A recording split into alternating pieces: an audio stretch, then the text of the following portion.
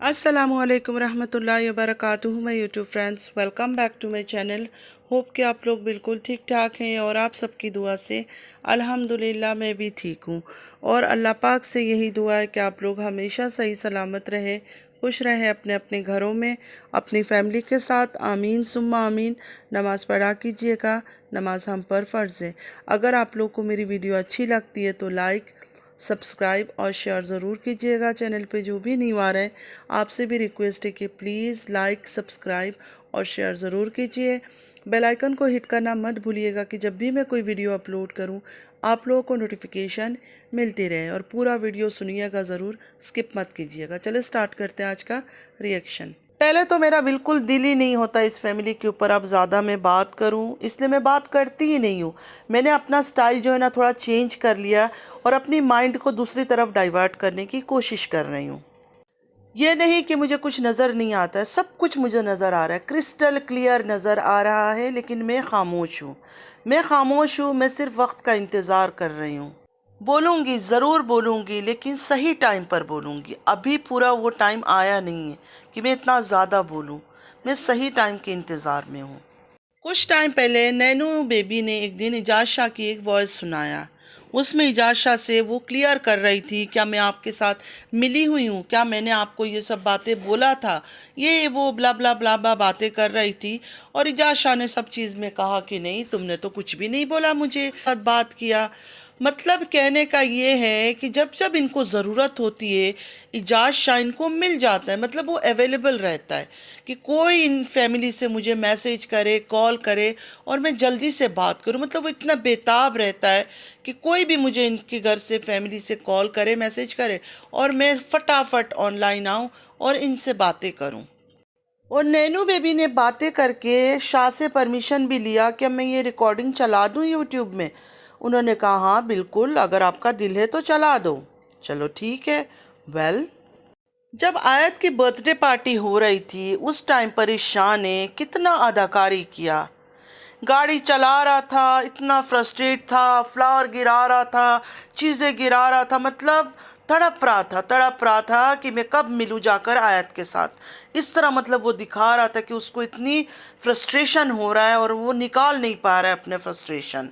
सही ड्रामा कर रहा था ड्राइव करते हुए उस दिन जब वो बच्ची की बर्थडे थी।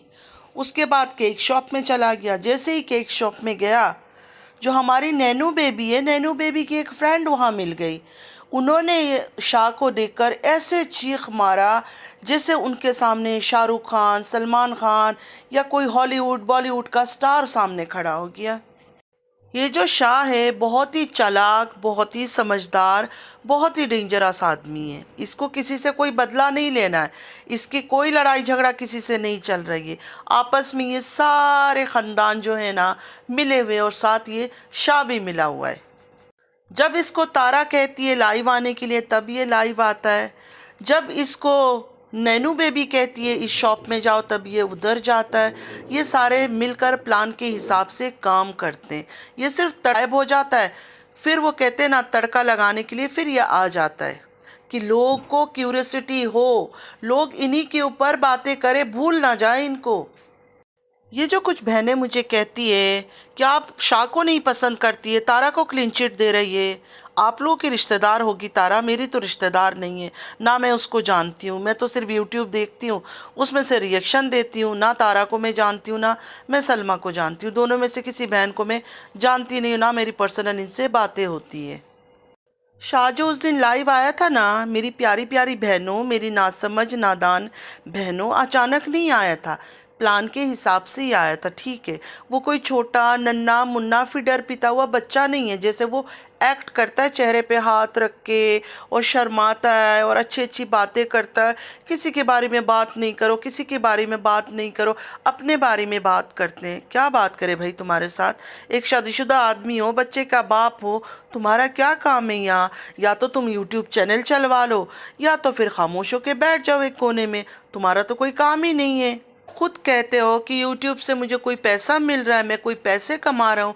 जब यूट्यूब में पैसे नहीं कमा रहे हो, पैसे का कोई चक्कर नहीं है, तो यूट्यूब में क्या करने के लिए आते हो? इंसाफ मांगने। किससे इंसाफ चाहिए ये भी तो फिर बता दो। मतलब तारा गई कश्मीर घूमने के लिए और यहाँ शुरू हो गया ड्रामा। यहाँ शुरू हो गया ड्रामा क्योंकि तारा स्क्रिप्ट लिख के गई थी। मतलब तारा एंड फैमिली ख़ास ख़ास लोगों ने स्क्रिप्ट मिलकर ही लिखा है कि तुम जाओ वहाँ घूमने के लिए, उसके बाद हम ये ड्रामा करेंगे कि लोग पागल कुत्ते की तरह हमारे पीछे लगे रहें। अच्छा, लाइव आकर खुद बता रहा है कि तारा ने एफआईए में केस कर दिया मेरे ऊपर। मतलब हमें तो नहीं था पता इस बात का, तारा ने भी कभी जिक्र नहीं किया था, लेकिन खुद शाहजी आकर बता रहे हैं कि मेरे ऊपर एफआईए में केस है, इसलिए मैं सऊदीया चला गया हूँ। सऊदीया में जब लोग जाते हैं तो कई बार 1 महीना 2 महीना वो स्टे करते हैं। उम्रा करने के लिए जब जाते हैं तो स्टे करते हैं, फैमिली भी महीना तक स्टे करती है। तो बैचलर अगर कोई जा रहा है, मतलब जो फैमिली के साथ नहीं जा रहा है, वो जाके 1-2 महीना रह सकता है आराम से, कोई मसला नहीं है।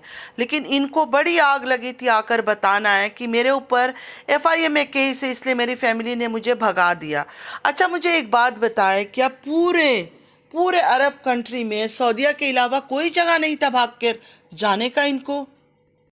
मैं 100% श्योर हूँ कि ये तारा एंड फैमिली के साथ मिलकर सबको उल्लू बना रहे हैं, सबको उल्लू बना रहे हैं। तभी तो ये आदमी आता है, आकर कोई बात कभी क्लियर नहीं करता है, सिर्फ आग लगा के जाता है कि भूलो मत मुझे, मैं भी जिंदा हूँ।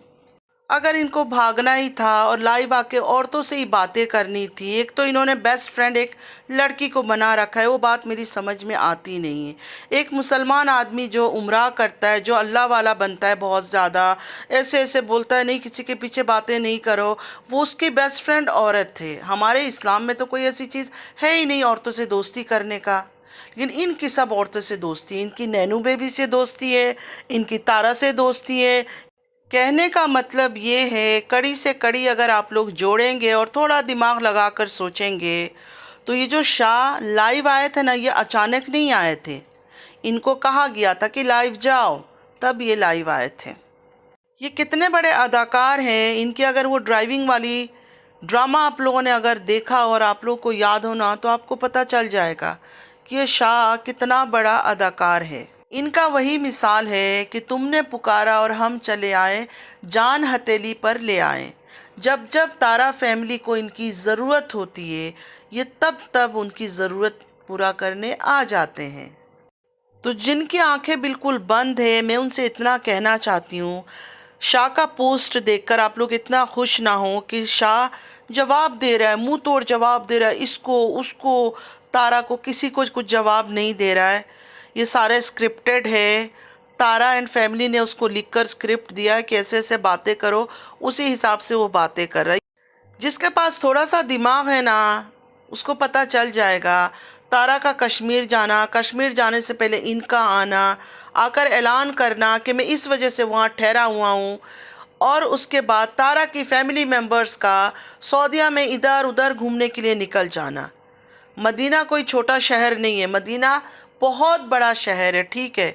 तो थोड़ा सा दिमाग लगाएं और सोचें बात को। मैं इस टाइम पर बिल्कुल खामोश हूँ, मैं ज़्यादा बोल नहीं रही हूँ क्योंकि बोलने का फ़ायदा नहीं है।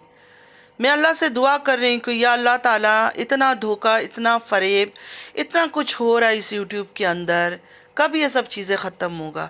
कब ये सब चीज़ें ख़त्म होगा? फ़ंड ये खाते हैं, अय्याशी ये करते हैं, हर चीज़ ये कर रहे हैं, लेकिन फिर भी ये दुखी हैं, इनके पास पैसे नहीं है। फिर जो हम जैसे लोग हैं, हम कहाँ जाएं? हमें क्यों नहीं कोई फ़ंड देता है? हमें भी तो फ़ंड वाले मिले, हमें भी फ़ंड दो भाई, हमें तो बहुत ज़रूरत है फ़ंड की। जो 40,000, 50,000, लाखों में व्यूज़ ले रहे हैं, 2-2, 3-3 लाख व्यूज़ ले रहे हैं, उनको फ़ंड दे रहे हो भाई। और लोगों को देखो, और भी बहुत सारे लोग यूट्यूब में ज़रूरतमंद है। फ़ंड का क्या मतलब हो गया? किसी ज़रूरतमंद को मदद करना, तो इनको देकर कौन सा सवाब कमा रहे हो? जिसको ज़रूरत है उनको दो ना। ये लोग तो अय्याशी कर रहे हैं, नज़र तो आ रहा है। खैर, वो बात तो आप लोगों ने सुना होगा कि अल्लाह के घर देर है अंधेर नहीं। कब तक फ़रेब और मक्कारी से लोगों को लूटेंगे और फंड खाएंगे? इंशाल्लाह एक दिन सब कुछ सामने ज़रूर आएगा। हर टाइम पे जो रोना रोते हैं, हमारे पास ये नहीं है, हमारे पास वो नहीं है, हम तो गरीब हैं, हम तो मिस्कीन हैं, ऐसा ना हो। अल्लाह ने जितना इनको दिया है सब कुछ छीन ले एक दिन। तो बस आज के लिए इतना ही। आई होप कि आज का वीडियो आप लोग को अच्छा लगा होगा। अगर अच्छा लगा है तो लाइक सब्सक्राइब और शेयर ज़रूर कीजिएगा। चैनल पे जो भी नहीं आ रहा है आपसे भी रिक्वेस्ट है कि प्लीज़ लाइक सब्सक्राइब और शेयर ज़रूर कीजिए। दोबारा मैं ये बात आप सबसे कहना चाहूँगी कि मेरा रिएक्शन का चैनल है।